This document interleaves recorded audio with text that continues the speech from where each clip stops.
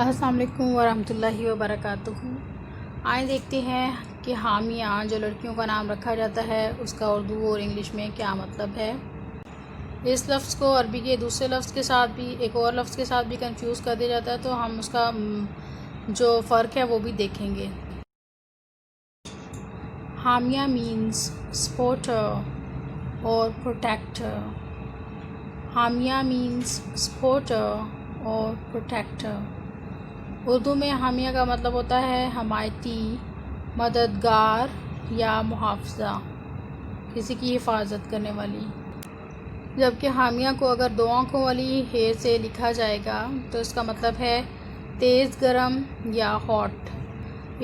یہ دونوں عربی کے الفاظ ہیں اور وہ ان دونوں حامیہ کو لکھنے میں فرق ہوتا ہے، جس کی وجہ سے اس کے مطلب میں بھی فرق ہے۔